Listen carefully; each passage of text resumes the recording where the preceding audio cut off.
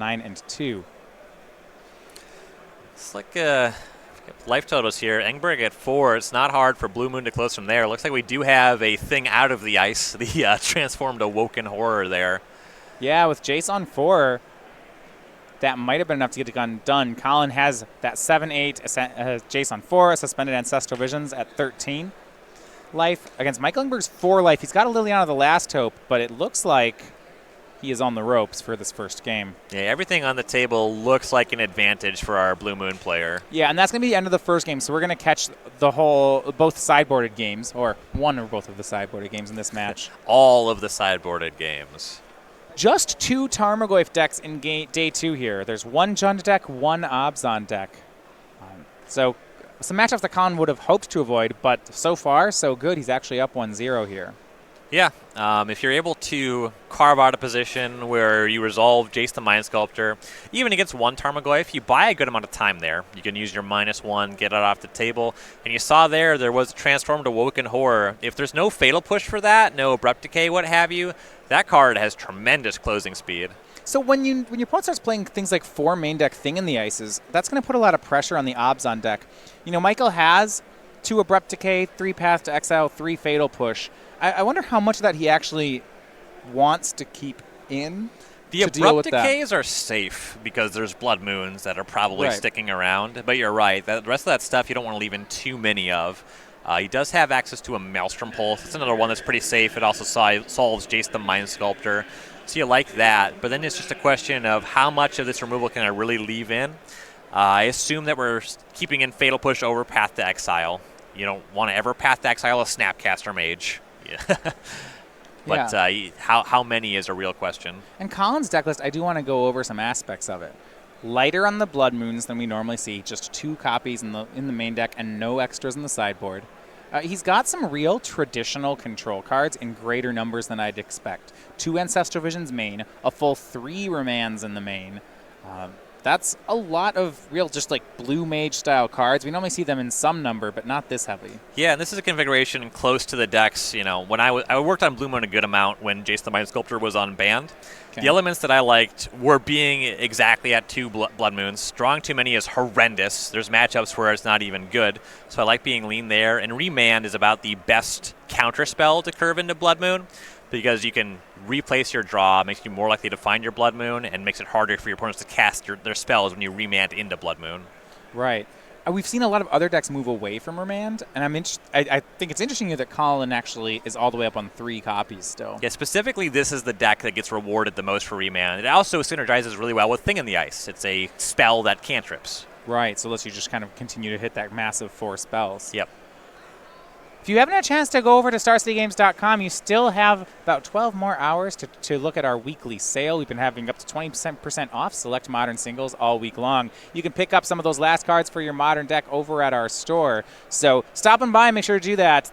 And next Monday, we start next week. We have a different sale every week. StarCityGames.com/weekly sale. You can pick up Ancestral Visions, and you too could play Blue Moon. You know, actually, Blue Moon seems fun. I mean, it's fun when you're winning. I like decks that start with 8 basic islands.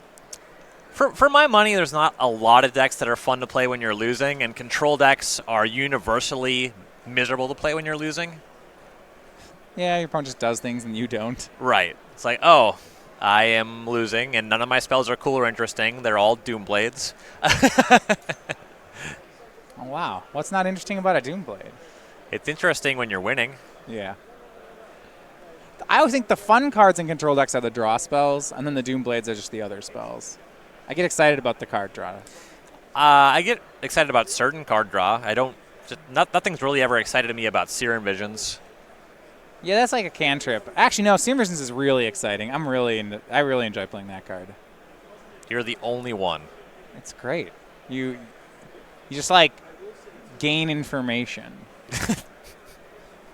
You gain the information that of the 3 cards on top of your deck, the top one was the worst one. Yeah. And you got to figure out what you can do if you can maybe draw a good one next turn. You establish an information advantage on your opponent.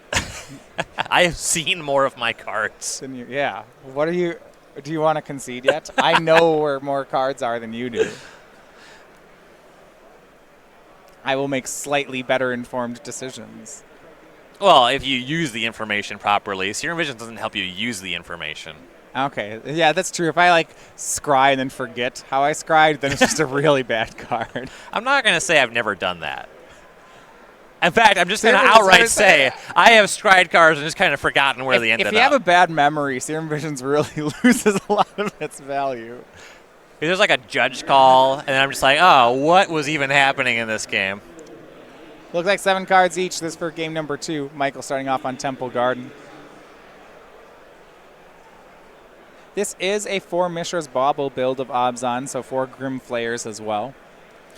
Makes it easier to assemble threats that get out of the lightning bolt range. He's got a Grim Flayer here, and looks like we'll see that established early on by Michael. Kind of expect this to get removed. Yeah, I would expect a lightning bolt or something like that.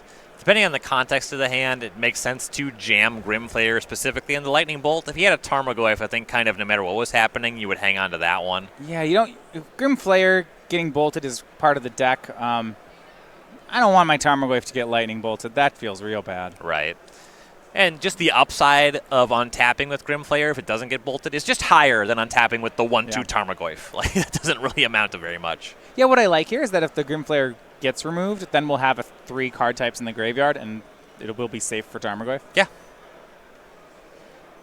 These early turns can be rough from the Blue Moon side, especially on the draw like this. And, you know, once you get to a phase where you're casting Cryptic Commands and Jace the Mind Sculptors, things are pretty smooth sailing. It's getting through these early green creatures and discard spells, and, you know, there was no check for a discard spell on turn 1. And here's just a Grim Flayer getting lightning bolted. Yeah, and that's actually on end step, so it's a fetch into shock. Colin goes to 17. This will leave up the mana to possibly remand the next play, though, from Michael. So a good win there for Colin. And actually just play Thing in the Ice. He'll tap out and let Michael trade threats. Now, the worst possible here would be a Liliana of the Veil. Yeah. We have 3 copies in Engberg's He drew it for the turn. That's pretty devastating, honestly. Blooming Marsh, and there's Liliana, -2.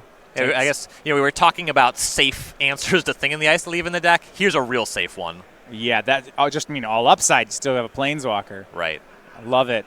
So, Michael, with the answer, we'll see how Colin fights back. You know, an Electrolyze would be decent here. Yep, it's not bad, though it just kind of undoes the bad thing that's already happened. And Colin has it, so... You know, he draws a card back, so then this ends up being a 1-for-1. What you really don't want to see if you're calling Chilvbert is 2 Tarmogoyfs here. Yes. Now, Colin can make 1. He has a copy of Traverse the Ulvenwald in his hand, and now that there's a Planeswalker in the graveyard, Delirium is online. Is that more than 3 types? Planeswalker, no, creature, land? I was counting it like it was a Tarmogoyf because Colin has the instant, but that's not how that works. Yeah, not quite. I've been thinking about Delirium a right? lot. Yeah. It's an element of a cube I've been working on. Right, Tarmogoyf cares about both. Anyway. Maybe we'll Thought Seize him first, and then we'll cast Traverse. You can Traverse into land into Traverse because that's a 4th card type. All right, so you cast Traverse. This one has to find a land. A basic land at that. The next one's live. Right. Finds his basic plains. Does he have forests and swamps? Can we have, Can we get something can we have else? picked a different basic land? Well, we could have. We're choosing to get plains. Yeah, suggesting there's probably Path to Exile plus Lingering Souls in the hand, a turn where you actually want multiple white mana. Is there a Gideon Ally Syndicate in the 75 there? There's one on the sideboard. That card's a big deal in the matchup. And Lingering Souls is the follow-up play for Michael Engberg. So 2 Spirit tokens. And we'll pass back over to Chilvbert. Yeah, if I'm Chilvbert, that's definitely the card that I'm thinking of immediately is Gideon Ally of Zendikar, just because Plains is a fair amount worse than Forest and Swamp in the deck. And Jace the Mind Sculptor. Colin's going to play this on a board where it's safe, only can be attacked for 2. So we'll likely then see a Brainstorm. Actually, we see any of the 3 modes are safe here. Yeah. Bouncing seems like the least value. I like Brainstorm. A card in your hand is likely worth more than a 1/1 flyer, especially because you're an Electrolyze deck. You have Snapcaster Mages for the Electrolyze already in your graveyard. Yeah, and that's a pretty safe play. I agree. Yeah, 2 copies of Electrolyze. So there is one more hanging out somewhere in the deck. Remember, this is a Blood Moon deck as well, so there's some pressure on Michael to find some basics. Right now, he only has the plains. Yeah, that much is true. Yeah, needs to be wary about, especially once Colin starts seeing a lot of cards like this. You got to have Blood Moon on your mind. Right. 2 back for Chilvbert. Bang, we go over to Engberg. Life totals both still high here. I think for Engberg, part of the fetching for plains is also that he's drawn his other basics. There's a forest there, and I think there's a swamp in hand as well. Ryan, you're absolutely right. That's why we found the second white mana source. It's because Gideon of Ally of Zendikar has come out of the sideboard, and now he's going to cast that one while Colin's tapped out. This is an interesting decision point. It's probably too weak to just make an emblem, though if he goes for the -4, makes the +1/+1 emblem, the spirit tokens can solve the Jace the Mind Sculptor. Right. It's probably just more value to make the Knight Ally token, though. And that's what he's going to do. Traverse now from Michael. He does have Delirium, so he can get any land or creature. Kalitas, Scavenging Ooze, Grimflare Tarmogoyf, Thrun, Fulminator Mage, Gaddock Teague, Shriekmaw, Kumbal are going to be all the choices in the 75. Yeah, well, just kind of abstractly, without looking at the list, I was thinking Tarmogoyf, but as soon as you mentioned Thrun, I thought, yeah, that one's going to be tough for the Blue Moon deck to deal with. So it's a situation where he drums up Thrun with that Traverse. If Chilbert has Blood Moon on this turn, he can stop Thrun from happening, but then he still has to deal with the matter of the Gideon. Yeah, he's getting mid-ranged pretty hard here. Answering Thrun and Gideon from the Blue Moon side is going to be difficult to do, even with Jason play. Yeah, once that thing in the ice hit the bin, things got a lot worse for Chilbert. Yeah, does he have anything like Pithing Needle that can just quickly answer a Gideon? It looks like there's nothing of that nature. I mean, you can Cryptic Command to bounce it and try to figure some stuff out from there. Sure. Actually, just the card Thrun looks very difficult for Blue Moon to deal with. He's leaning pretty heavily on those thing in the ices for stuff like Thrun. And that is sort of the thing about Blue Moon. When it comes to solving the Tarmogoyf problem, all of your answers have their inherent weaknesses. Right. And specifically the thing in the ice plan, you saw Chilbert kind of engage in the worst possible exchange for a blue deck against a Jund deck, or Abzan deck rather. Cast a creature, get hit by Liliana of the Veil immediately. Basic Island from Chilbert. He's drawn a lot of cards. That at this point, it's not the card advantage isn't what's holding him back. It's really just the amount of mana he has and the amount of things he has to answer. Right.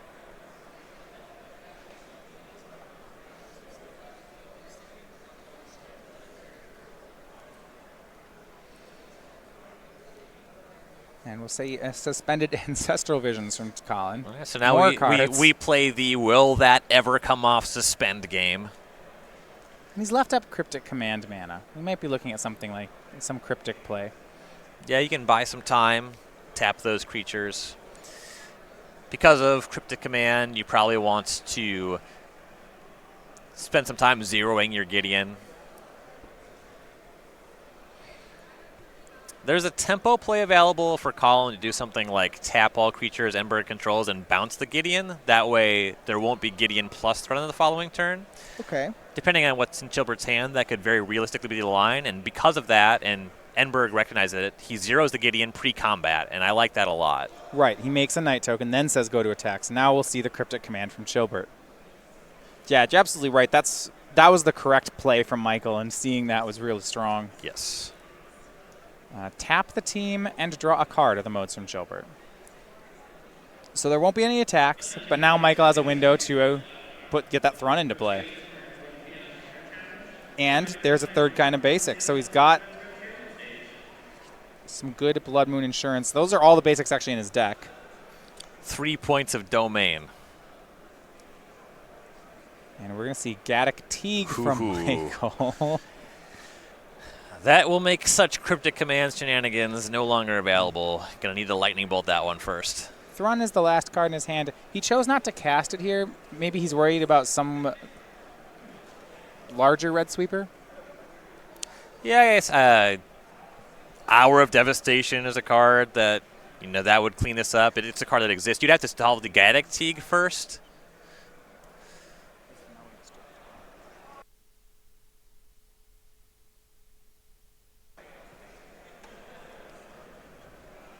I don't think I've ever seen an outright devastation in Modern, but... Yeah, I mean, it would be the sweeper that they could play, Right. Thing in the Ice, that's Colin's actual sweeper. He'll cast that one here. That is a good one. If that one can survive, that pretty much solves all the problems here as long as Chilvbert makes it out with some life points. Yeah, actually, the Thrun doesn't care either, and Chilbert's going to very quickly try to awake this horror. It bounces everything and even just gets an easy attack on the Gideon.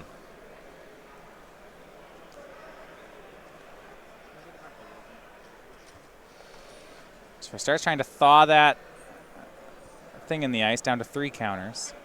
With all the cards he's been drawing each turn from Jace, I feel like Colin will be able to transform this almost immediately.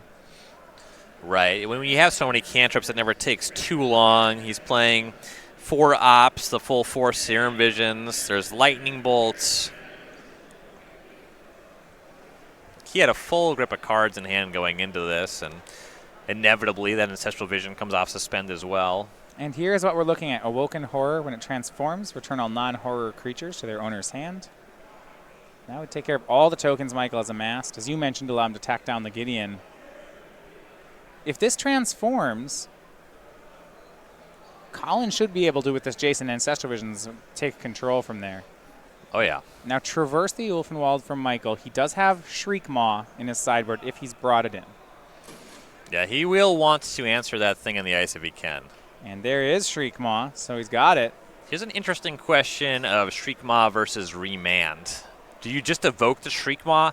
Because if Colin then remands your 5-mana Shriekmaw, you're just dead on the spot?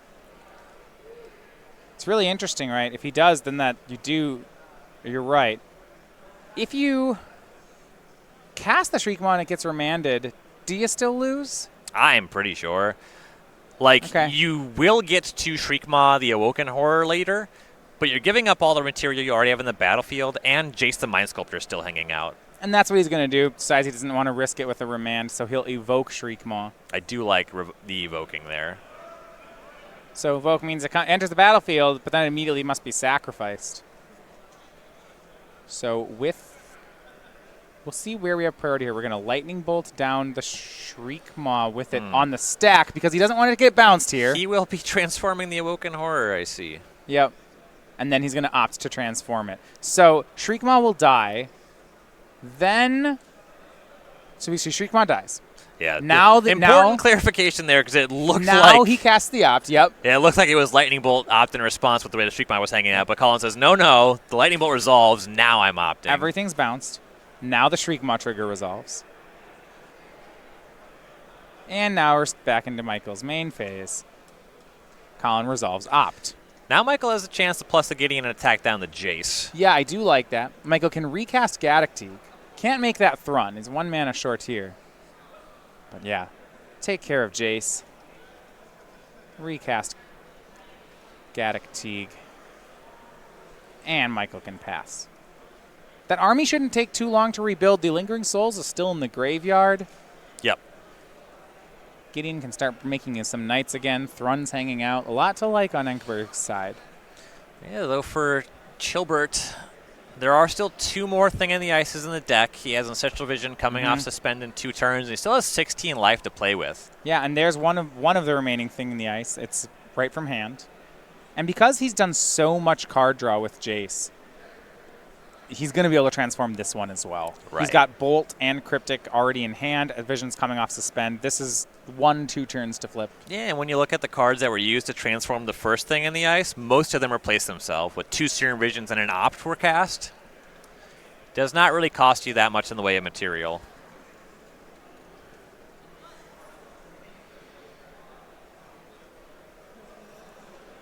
And back to Engberg we go. Gideon pluses up to 6. Says go to attack, swings on in. Colin not ready to spend the Cryptic just yet. We will see. Well, he has to clear the Gaddock Teague first. Oh, good point. he's not allowed. He's probably not ready. You know, it wouldn't be a great spot for it, but yeah, just not a legal play. And he takes 5 off the Gideon, and he bounces the Gaddock Teeg off of the Thing in the Ice. And because he blocked there, this Collective Brutality Engberg draws actually can remove Thing in the Ice. Yeah, that block versus just throwing out one of the burn spells that you see in his hand, that's going to cost him here. Yeah, and it's one of those things I think he just missed. You forget, like, oh, yeah, this block seemed so free, but it really isn't. Right. And Thing in the Ice, yeah, that's a big loss for Colin. And from 11, that 2 life, it feels pretty inconsequential. That was not a good block. Thrun's a play from Engberg. Colin found a Blood Moon there, but he's only got 1 Thing in the Ice left, and now at 11 life, facing down Gideon and Thrun. There's a lot of pressure. Yeah, if you could bounce the Thrun, if there was still a Thing in the Ice round, the Blood Moon would prevent Michael from casting it again. He only has 1 forest. And the Gideon. Right. Well, you'd attack. That one would be dead, but yeah, dead. Yeah. And the Gideon in the sense that there's no Gideon anymore. Right. Thing in the Ice would solve all of your problems. And with that turn of play, I do want to start putting an eye on the clock here. Colin, I lost a lot of his percentage on that. Yes. And now, if we go to Game 3, there's going to be some real pressure. And more pressure on Colin's side. Engberg can really, if a draw happens here, I mean, no one wants one. Engberg can take one. Colin really can't take the draw here. Yeah, the second draw is basically always a loss. Unless you're just really far ahead of the field, it's a loss. Right. Gideon continues to build loyalty, and Colin will tap draw with Cryptic Command. So that treads some water. There is still one more Thing in the Ice. Yep, and Colin's about to get a big payoff of cards on this Ancestral Vision. But Michael has Scavenging Ooze, Remand, Harvest Pyre available for Chilbert. There's a lot of cards in his graveyard. If he wants to Harvest Pyre this away, he certainly can. He'll just actually Remand the Scavenging Ooze. Decides to cycle through Remand. It's not doing much for him at the moment. Right. Also, I don't know if there are 2 or 3 greens. Okay, there are still 2 green sources left over. Right. But the recasting the Scavenging Ooze turns off one of those. So here's Ancestral Vision from Colin. He'll draw 3 and then a 4th. Full grip. Just under 7 minutes remaining here. You can see Michael really looking at that graveyard as he's eyeing his own Scavenging Ooze. This will make Snapcaster Mages ineffective while it remains on the battlefield, and you can start exiling your own creatures and just make it gigantic and close the game quickly that way. See Blood Moon at the front of Chilbert's hand. It's going to take a lot more than that one in this game. Yeah, Will. Looks like he's going to start with it, though.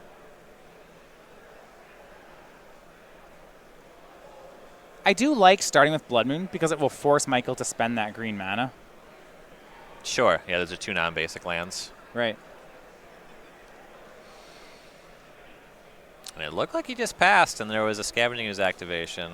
Okay, Samuels took care of Cryptic Command. And then still on end step, Lightning Bolt will finish off Scavenging Ooze, and Michael takes care of another Cryptic. I like the selection, though, for Michael to just get both those Cryptics out of the yard. That is the best target. Yeah.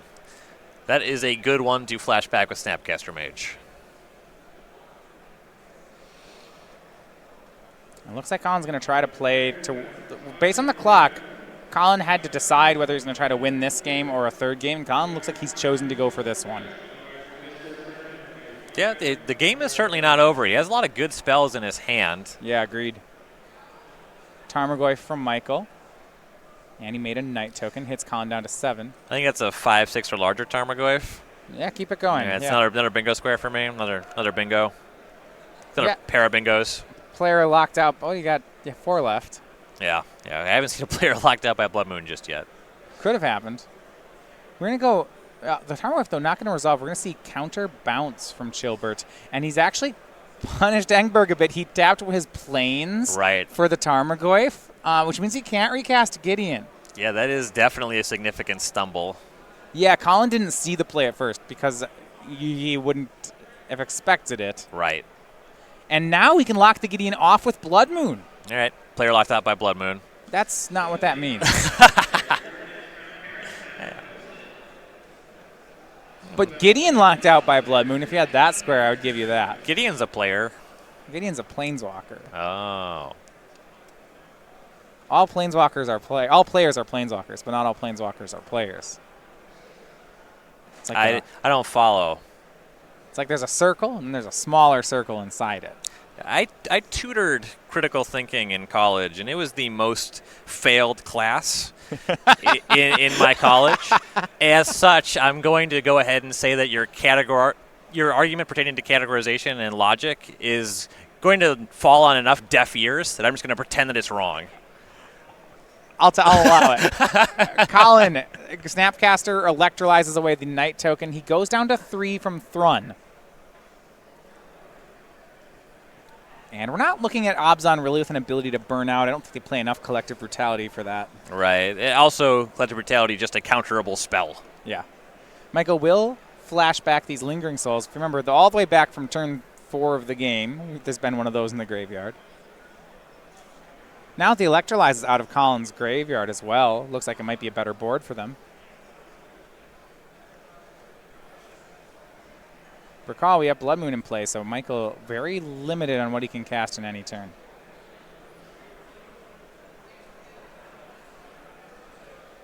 Just 3 minutes remaining here.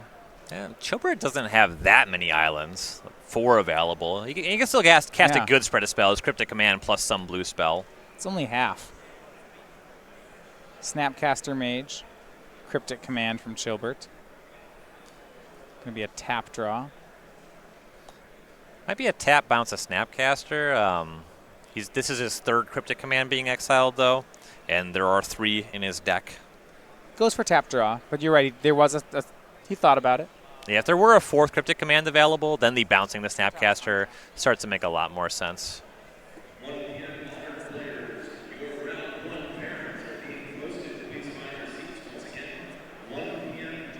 Yeah, looks like Relic of Regeneratus picked up for Chilbert. That doesn't do anything about Thrun. That's kind of a way to help you against Tarmogoyf. Doesn't quite do anything here. Looks like a little chatter about the new Blood Moon ruling about lands just entering as mountains. Yep, Treetop Village just untapped because it's mountain. Yeah, the Sacred Foundry there as well. Michael attacked down to 14.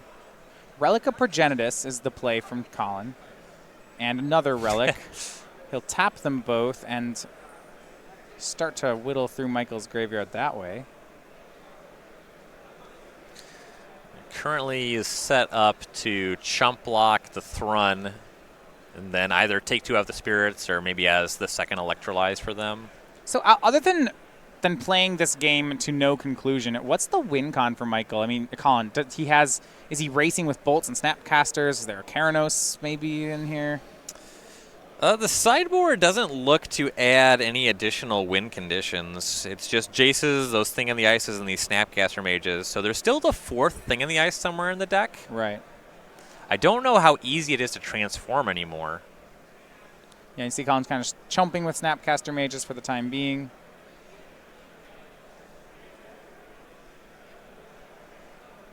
Yeah, he can find the 4th Thing in the Ice. It might take him a while to transform it. It's going to be interesting. Outside of this Thrun, Michael does not have much going on anymore. Right, yeah, those Snapcaster Mages, they'll be able to at least chump block for some time. He can use the Relics at some point to redraw, try to find Thing in the Ice. And that's what he'll do. He exiles the entire graveyard of each player. If you transform Thing in the Ice, it can still convert into a game win from here. Absolutely. And Colin will get rid of the other Relic. He only has 1 Snapcaster Mage left in his deck, so he's not losing too much by getting rid of the graveyard. Right. And he'll pass. Has not found the Mage yet. Back over to Michael. We will go. Another swing, a chump block from Colin, a pass. Go back over to Colin. We're going to watch that clock to see where turn 0 falls. There's a lot of lands in Chilbert's hand, and this Blood Moon is actually turning off his Desolate Lighthouse, which would help him a lot in this spot. Chumps away the last Snapcaster. Michael is turn 0. And a draw, and Colin doesn't have it, does he? And I want to just, yeah, he passes. Turn 2 is Michael. I think, yeah, Chilbert not conceding this game earlier. It is still conceivable that he could have drummed up a win if he found Thing in the Ice, the 4th Thing in the Ice earlier, but he earned himself a draw by still sticking in that game. Yeah, it's going to be a draw, and I want to take a second here to call out some really great sportsmanship on Colin Chilbert's side. If you look at the end there, we're using the Chump Block mode of Snapcaster Mage. The pace of play he did in the last minute there, it was crisp. It was really respectful to his opponent in the situation. I think in a lot of times there'd be a temptation as a player to play that differently, and I just want to call it Colin for not